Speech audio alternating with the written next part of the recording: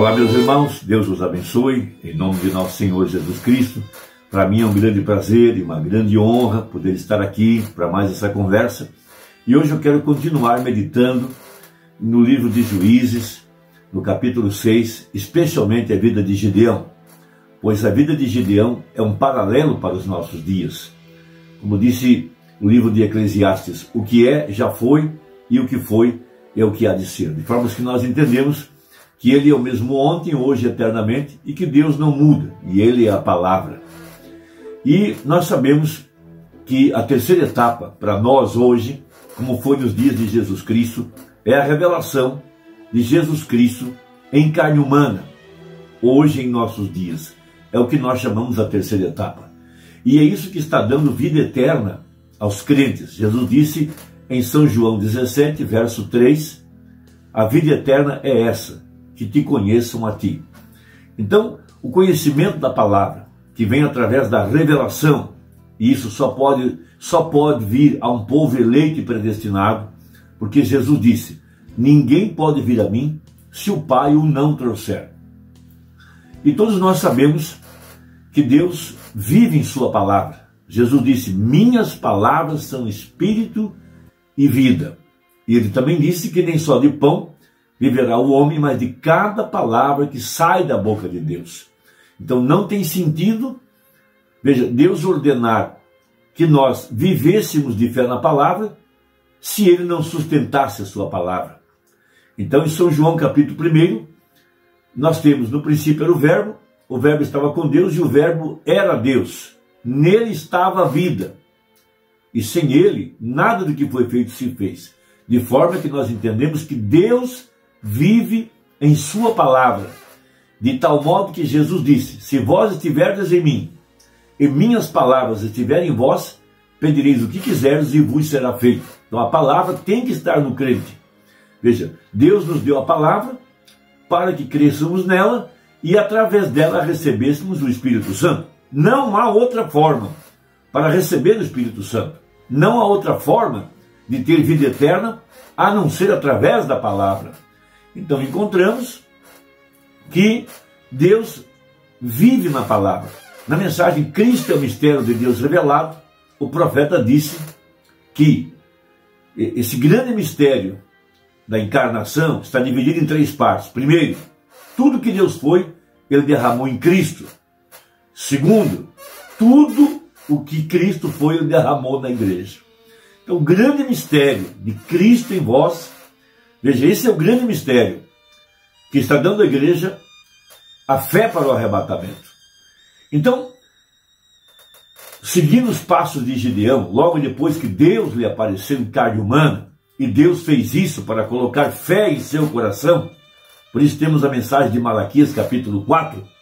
A mensagem de Malaquias 4 é para restaurar a nossa fé à condição original. E o que Deus fez?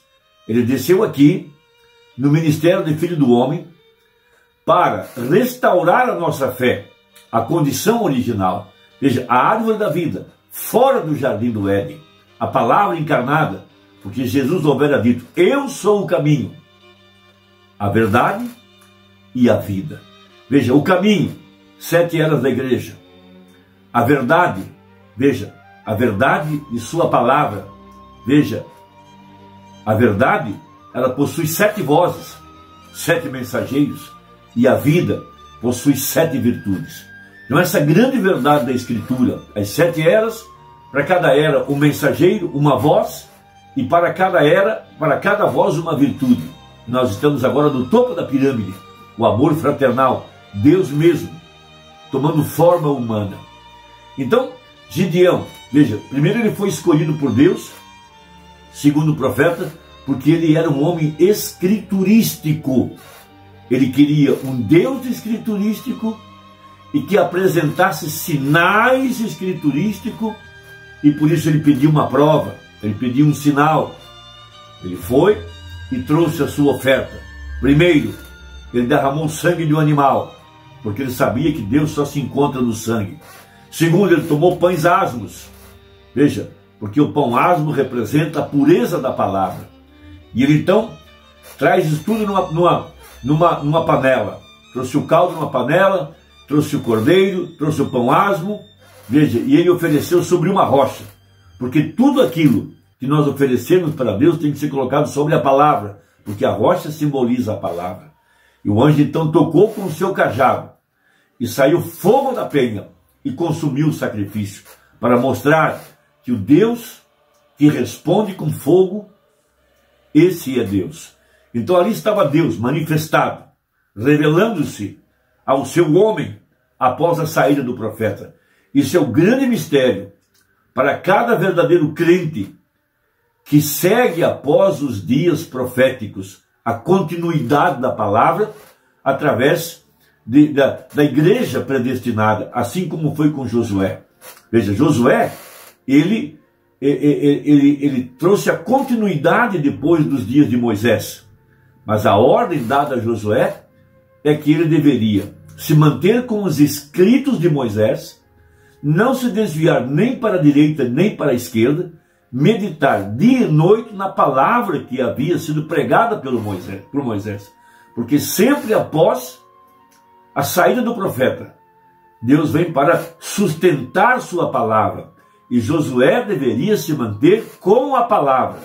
Veja, e aquele anjo que lhe apareceu em carne humana, do outro lado do Jordão, foi o mesmo anjo que tirou o povo do Egito e os guiou por 40 anos.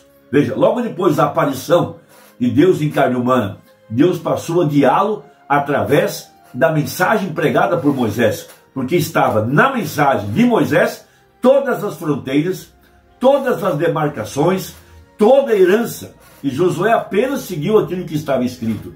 Por isso Deus disse para ele: como fui com Moisés, assim serei contigo. O mesmo padrão segue Gideão.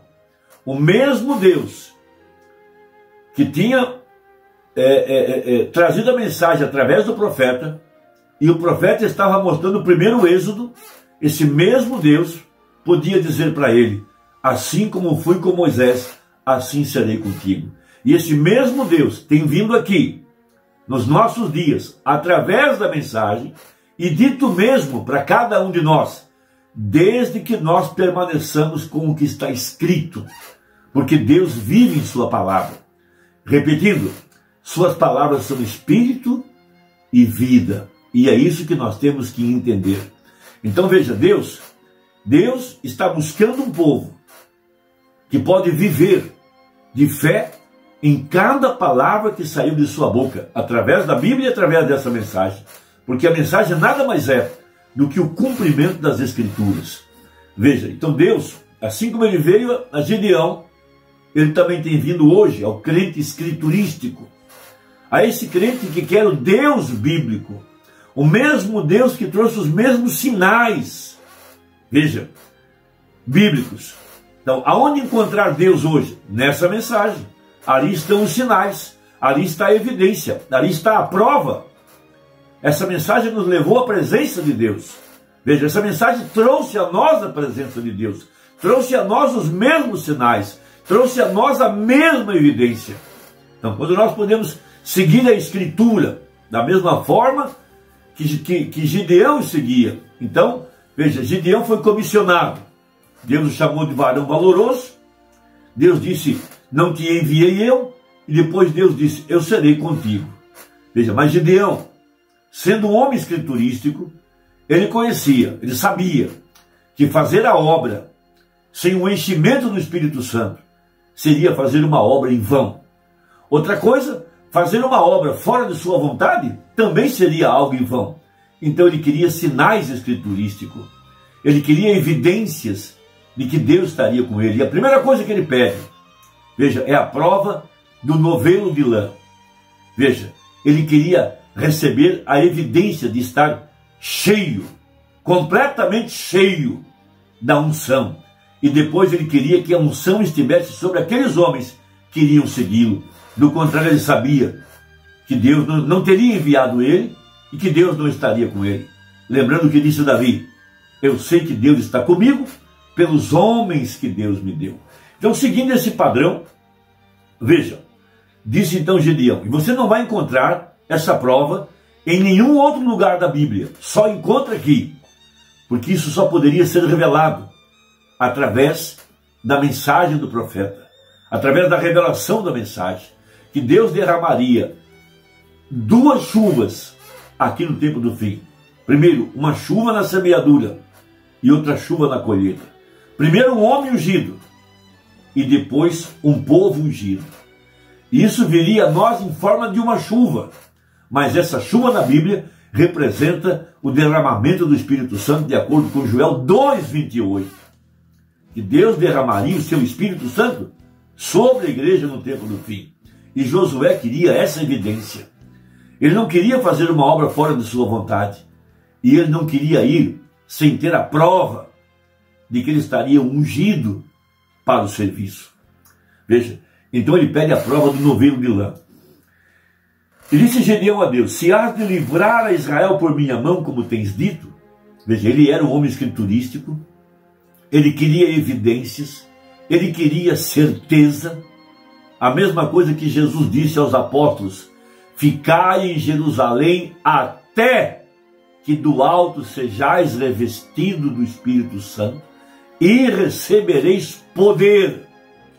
É isso que cada um de nós deve buscar nesta hora, enquanto procura a evidência de que está comissionado. Nós não temos que esperar a evidência de que algum homem nos enviou. Nós temos que ter a evidência do enchimento do Espírito Santo. Porque se nós esperamos num homem, nós não podemos ter fé. Fé na ação do Espírito Santo. Veja, e eis que eu porei um velo de lã na eira. Se o orvalho estiver somente no velo, e secura sobre toda a terra, então conhecerei que hás de livrar a Israel por minha mão, como tens dito. E assim sucedeu, porque ao outro dia se levantou de madrugada, e apertou o velo, e do orvalho do velo espremeu uma taça cheia d'água. Veja, aqui está algo tremendo. Veja, uma taça, um copo cheio. Veja, um homem cheio, um homem revestido corporalmente da plenitude da divindade. Não foi apenas a metade do copo, foi a totalidade do copo. É isso que está prometido para a igreja do tempo do fim, a plenitude do Espírito Santo. Por isso essa escritura só acontece aqui.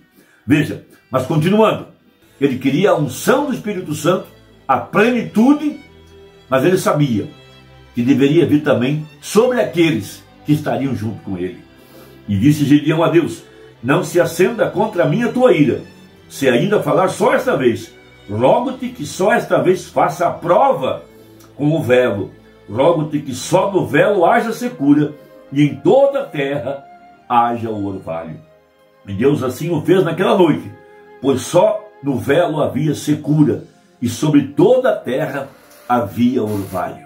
Veja que homem escriturístico que ele era, esse homem Gedeão, comissionado por Deus, porque ele conhecia a palavra de Moisés, e Deus havia dito em Deuteronômio 32, verso 1 e 2, inclinai os ouvidos aos céus, e falarei, e ouça a terra as palavras da minha boca, goteje a minha doutrina como a chuva, destile o meu dito como o orvalho, como chuvisco sobre a erva, e como gotas de água sobre a relva. Veja, essa era a escritura, e ele queria ter certeza de que isso estava sobre ele e sobre os homens que estavam com ele, porque ele conhecia a escritura, ele tinha visto o desastre que foi a peregrinação daquele povo que saiu do Egito atrás de Moisés, porque a unção, o orvalho, estava somente sobre Moisés e não estava sobre o povo. Veja, eles não podiam crer na mensagem de Moisés. O mesmo disse o profeta quando abriu os 7 selos. Ele disse: agora 10.000 dos meus amigos irão embora. Porque de que adianta a mensagem se não há quem creia nela? Então veja, após a saída do profeta, um homem escriturístico agora, por isso a glória do segundo templo seria maior do que a do primeiro templo. Então ali estava um homem que conhecia a escritura, Veja, Oséias capítulo 14, verso 15, Deus falando: eu serei para Israel como orvalho. Então Gideão conhecia a Escritura, ele queria essa unção, ele queria esse revestimento, por isso Deus lhe deu a prova. E você não vai encontrar essa Escritura em outro lugar. Veja, essa segunda cavalgada. Veja, agora uma igreja ungida para crer na palavra, para reprofetizar a mensagem. Mas Deus teria que ter uma igreja para receber a palavra, uma igreja para crer na Escritura. Irmão, que isso possa nos ajudar nesta hora. Que Deus te abençoe. Que Deus possa confirmar em teu coração a verdade da palavra. Até a próxima, se Deus quiser, em nome de Jesus Cristo. Amém.